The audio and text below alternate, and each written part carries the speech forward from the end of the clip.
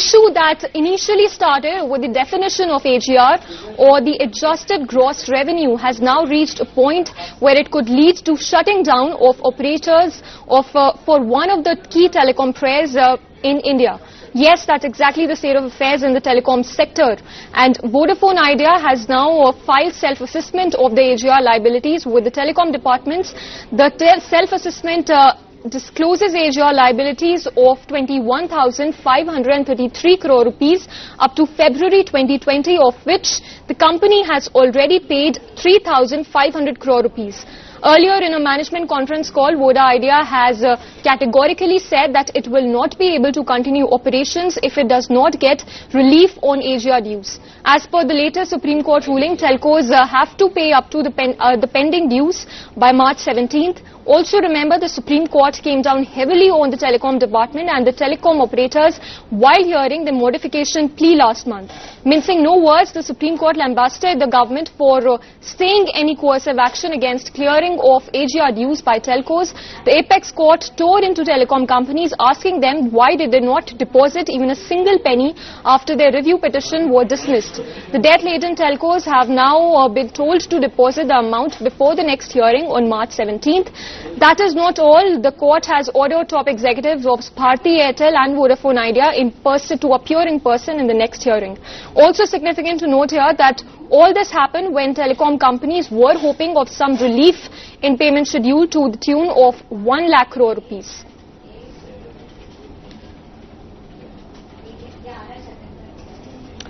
And joining me right now in this edition is telecom expert Mahesh Uppal and Director General of COAI, Rajan Mathews. They are joining us now. Many thanks for joining us in this broadcast.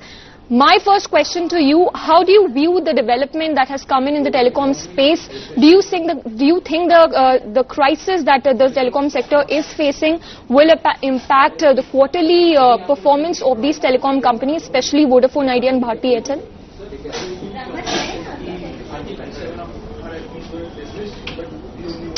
Mahesh Uppal, my question to you, if you can tell us what do you think is going to be the likely impact on the performance of the telecom operators in the quarters to come?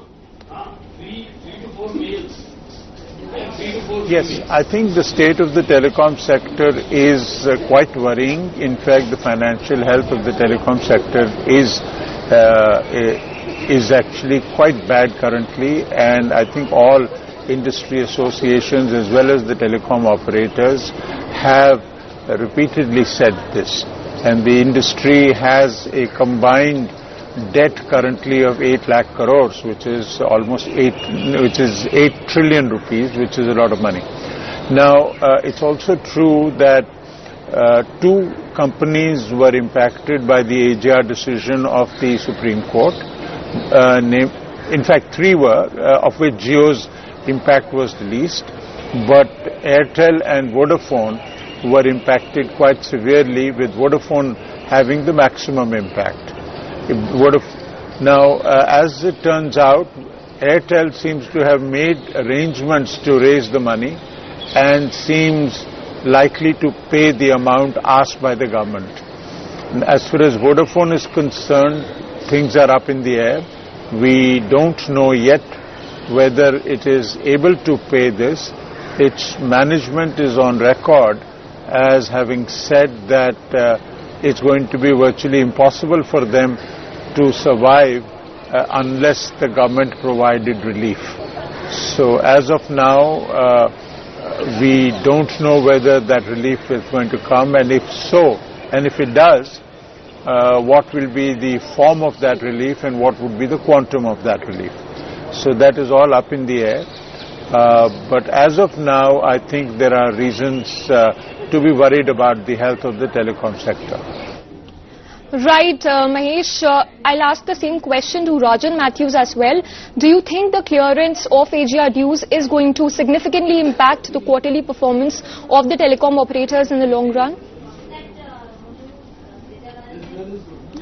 So first of all, we would like to reiterate that as an industry, we see plenty of opportunities and ability for the industry to grow. However, unfortunately, we've come into a situation where the adjusted gross revenue, what is referred to as AGR, has caused financial problems for the industry, which had exacerbated an already severe financial crunch that has come to the industry as a result of debt and as a result of plummeting tariffs. So what we see is the government and the industry working together with the courts to be able to set a direction forward where the present AGR difficulties can be solved, addressed, and therefore we do see that in the long term, and how much is the long term? In the next several quarters, both of our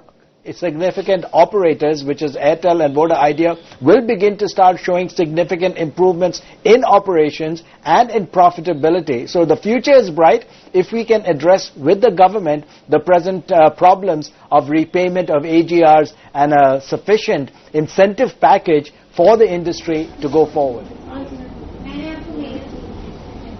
Absolutely, Rajan Mathews. I'll ask the question from Mahesh Uppal now. Do you think there has been a lot of back and forth with respect to clearance of AGR dues? How do you view the development that we have seen so far? Do you see the state of affairs really impacting the economy as a whole? Well, it is absolutely correct that the Supreme Court has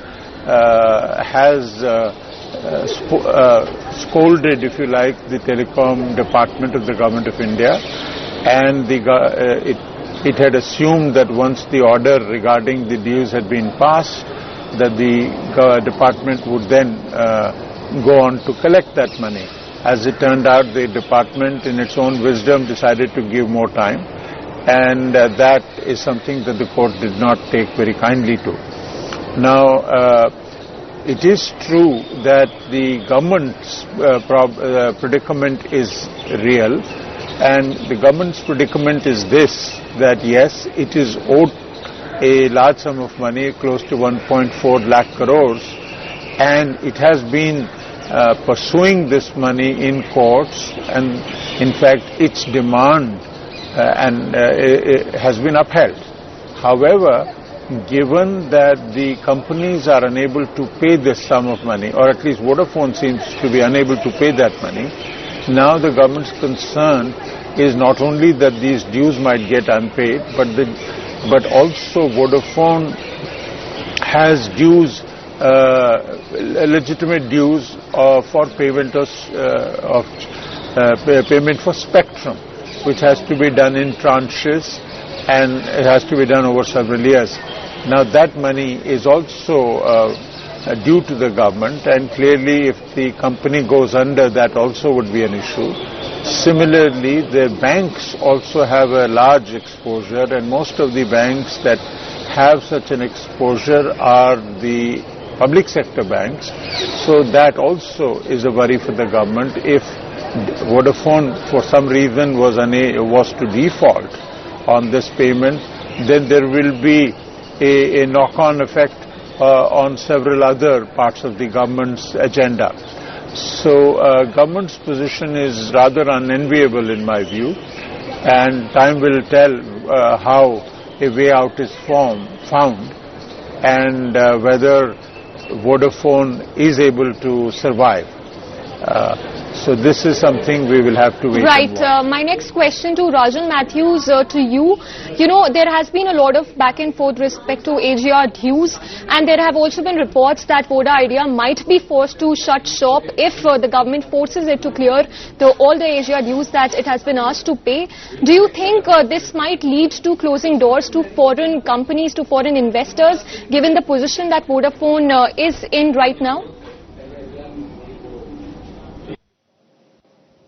That is the unfortunate situation. While there is plenty of upside and opportunities, one has wholly to think about the opportunities in data proliferation, artificial intelligence, cloud computing, all of these things that are on the horizons. We need, at a minimum, 3 robust financial operators to make India in the forefront of the knowledge revolution that is happening.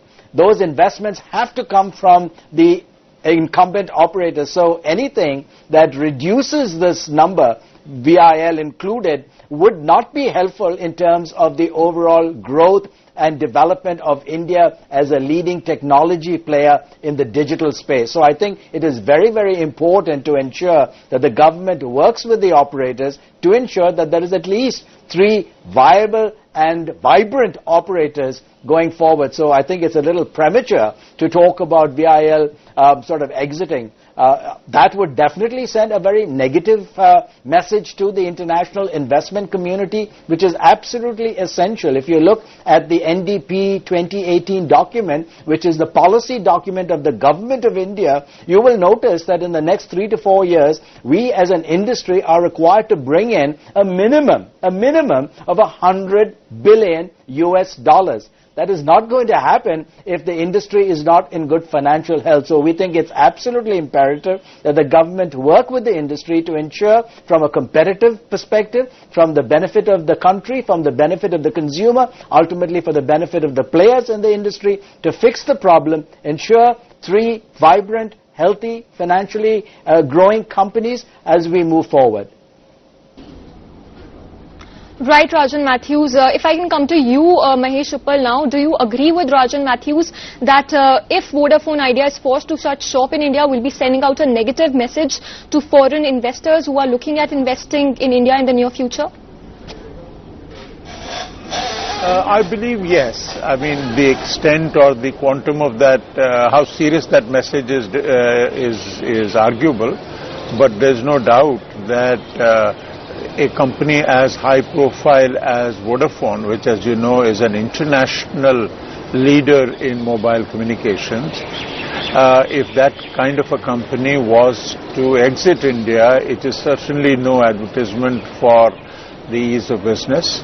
And I do believe that the investors too would take note of this. Whether they will, change their investment plans, etc., is of course difficult to say, because clearly the specifics of the Vodafone issue should not be forgotten. I mean, I don't see, for example, a company investing in oil or something like that is going to be looking at it in the same way, or a company investing in, let's say, machine tools, is it going to be looking at it this way? No, we don't know. But yes, any major investor would certainly have to factor this development. Right, Mahesh Uppal. My next question to Rajan Mathews, to you. Do you think the government is in a position to lend out, to come up with a bailout package for the telecom companies? And do you think that a bailout package is actually a feasible option? Will it not widen the fiscal deficit more and put the economy in grave danger?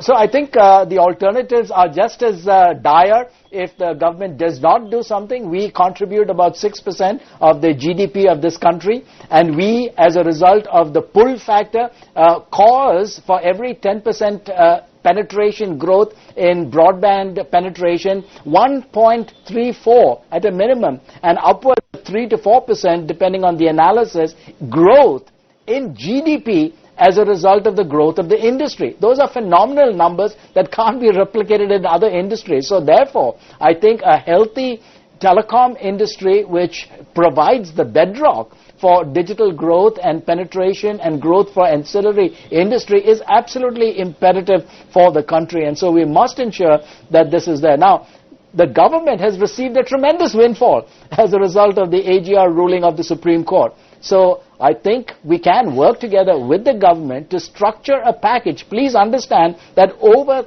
30% of every top line revenue of this industry goes back to the government of India. So this is the reason we go back to the government. No other industry, by the way, contributes this much in terms of top line revenue contribution. So we are asking the government to return some of that money to the industry, leave it in the hands of the industry so that the industry can increase its profitability, use that to invest in the outcomes in terms of enhancement of our investments in infrastructure, enhance the quality of service to the consumer, take the government and the nation forward in terms of digital penetration, and put us in the forefront of leading the technological revolution that our country is famous for. So I think this helps everybody, and this is the way we need to go forward. Absolutely. My next question to Mahesh Uppal, to you.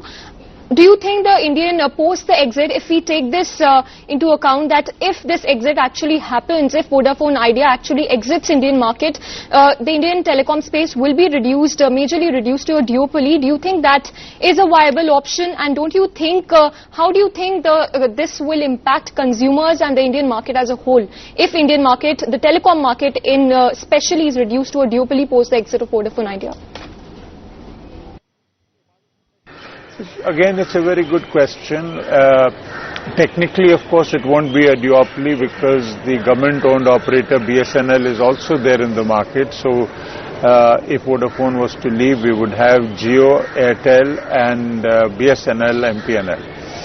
So, to that extent, it would not be a duopoly. But you're right to say that it might be a de facto duopoly because BSNL's share of the market is small and is in fact coming down.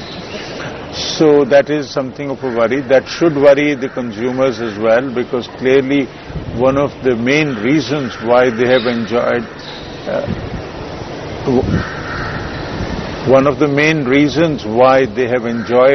such cheap services and such good rollout is because the market is very competitive, because there is a lot of players competing for the business of consumers.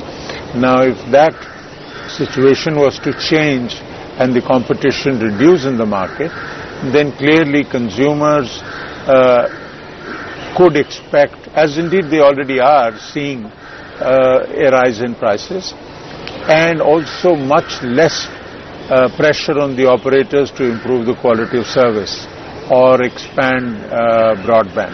So all in all, having one less player is not especially good for consumers. Right, I get your point there, Mahesh Uppal. The same question to Rajan. Mathews, do you also believe that the Indian market, telecom market, will be reduced to a duopoly if the exit of Vodafone Idea actually happens?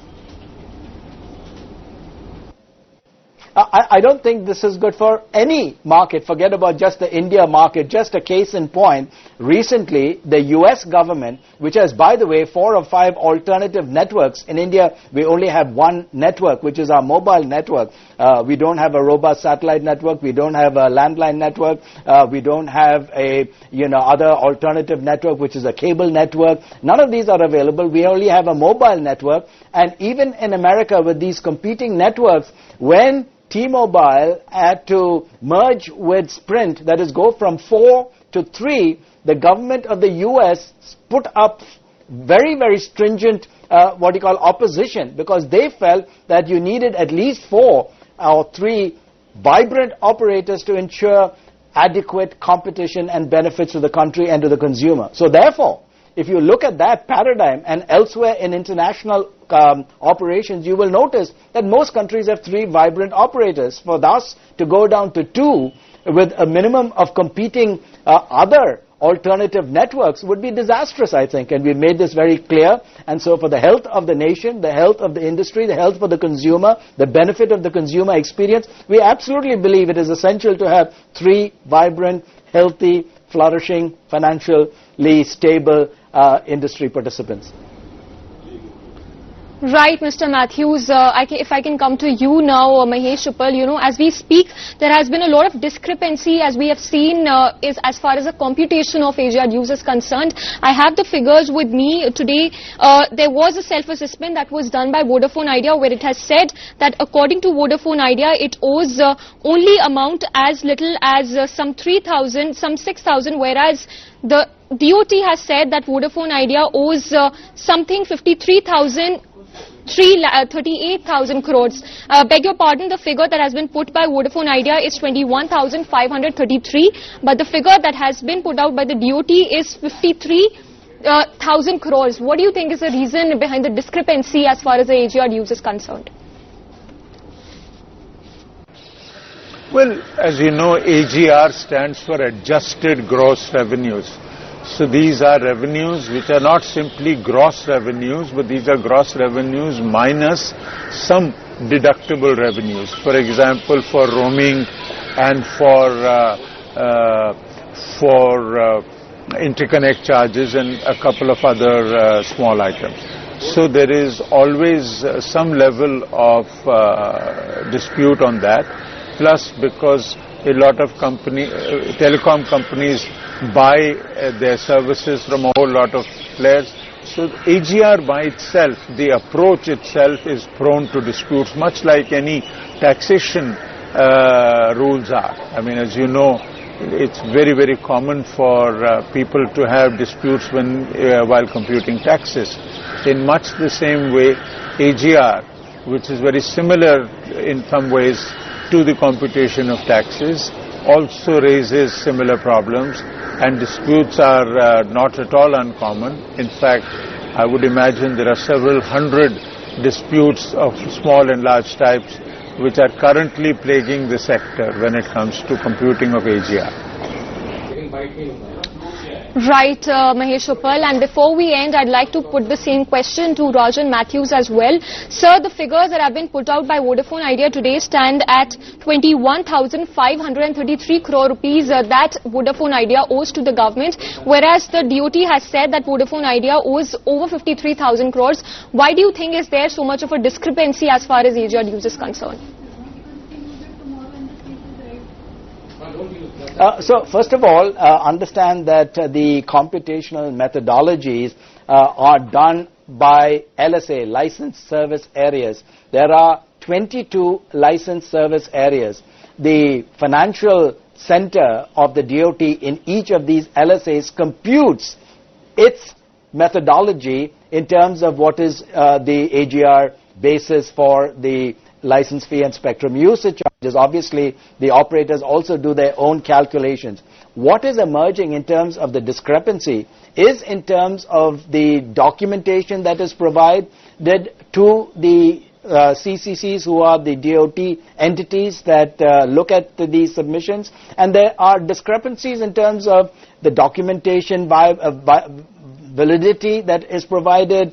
Some LSAs ask for one thing, some do it on an accrual basis, some do it on a cash basis, some cherry pick and pick that which is more advantageous to the government. So these are normal types of differences that come up. So the DOT and the operators will get together and will decide how these differences are to be ironed out. Some of it has to do with the documentation that is requested, so the documentation will be provided. Some of it has to do with documentation to third parties. For example, if Airtel and Vodafone Idea have a transaction, obviously asking for documentation from Bharti that is in the hands of Vodafone Idea will take some time if that is required. So these are instances that give rise to these anomalies. So again, we will sit down, work it. There is audit procedures available to the DOT. I'm sure that will be invoked by the DOT, but the intention is to come to an amicable understanding at the end of the day where we can settle this matter once and for all.